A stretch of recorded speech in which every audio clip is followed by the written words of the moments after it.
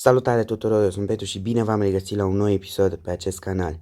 Ei bine, astăzi ne vom juca un joc pescuit și tot ce trebuie să faci în acest joc este să arunci cu undița și să prinzi cât mai mulți pești posibili. Și pentru prima dată, în prima locație, vom fi pe coasta Floridei. Și hai să aruncăm. Să așa.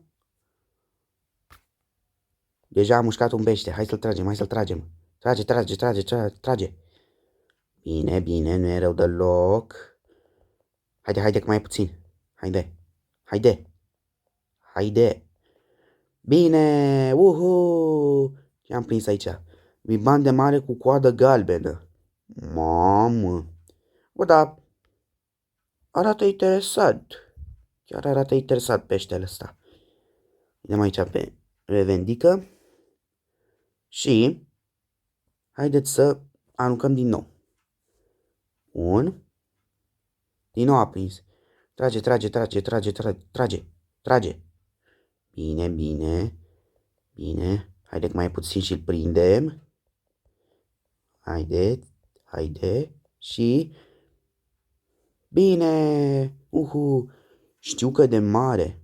Mamă! Și asta arată interesant peștele ăsta. Vedem aici din nou pe revendică. Și din nou revendică. Bun. Oricum, înainte să continuăm, vreau să vă rog să apăsați pe butonul de like, să strângem și noi la acest video 10 like-uri și, dacă vă place, vă voi face episoade cu acest joc, pentru că mi se pare super interesant. Haideți să continuăm. Ne-am aici pe aruncă. Apoi din nou. Trage. Și vedeți, când tragi trebuie să te cadrezi în spațiul ăla. Dacă te duci prea în capăt, o să se rupă udița și o să scape peștele. Am prins? Ce am prins? Ce e asta? Bimban de mare alb. Interesant. Revendică. Vedem aici pe aruncă din nou. Și dăm trage din nou. Trage peștele. Trage.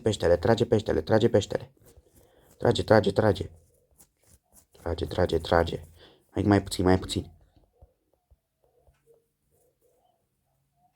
Ce asta? Bimban de mare cu burtă roșie. Interesant.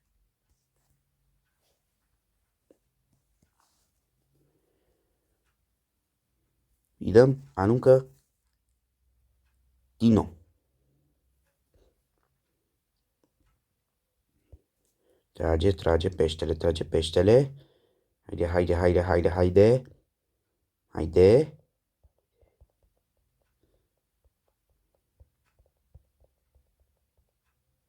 Ce asta? Sparit cap de oaie. Este rar. Are 2,65 kg. Revendică. Aici te pune să-ți introduci numele. Noi o să-l lăsăm pe acesta. Și dăm aici revendică încă 100 de bănuți.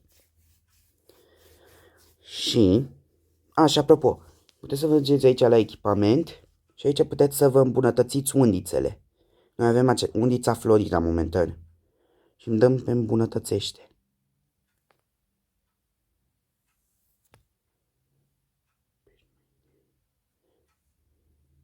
Dar nu putem face momentan chestia asta, așa că trebuie să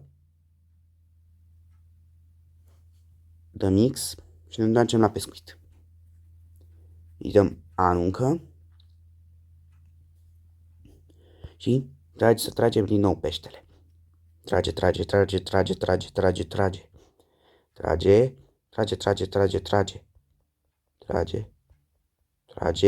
Hai mai puțin și... tot ăsta sparit cap de oaie. Dar nu e rău. Nu e nicio problemă.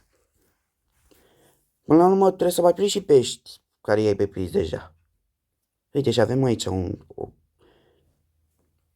o recompensă. Hai să o vedem. Pică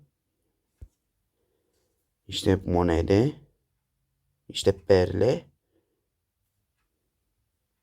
și aici să ne îmbunătățim peștii. Bun. Și cam asta a fost cu pachetul ăsta. Acum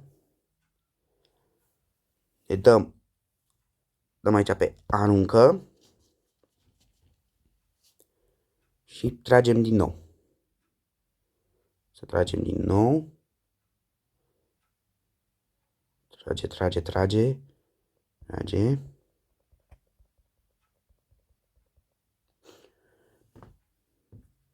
Tot. Biban de mare mexican. Este o pește obișnuit, are 1,24 kg. Revedică. Apropo, și dacă vă duc eu aici descrie coasta Floridei, putem să o îmbunătățim, așa că, de ce nu? Hai să o îmbunătățim. Și uite, poți să schimbi și locația. Bineînțeles, dacă avansezi în nivele. Dar noi, momentan, suntem aici, pe coasta Floridei. Uitați, avem o grămadă de pești care putem să îi upgradăm, așa că revin când îi upgradez pe toți. Ok, haideți că am revenit și am upgradat pe toți și am mai avansat încă un nivel. Și dacă mai upgradez încă o pește, o să vă joc la nivelul 4. Dăm pe X și dăm aruncă din nou. Așa. Tragem din nou. Trage. Haide. Adică mai puțin. Haide. Aproape am reușit. Este. Ce-am prins? E tot biban de mare cu coadă galbenă. Nu e problemă. Hai să aruncăm din nou. Bun. Trage. Haide. Așa, haide. Aproape și... Oh! Biban de mare roșu. Este epic. 10 kg 94. Mamă, valorează foarte mulți bănuți. Dă pe revedică.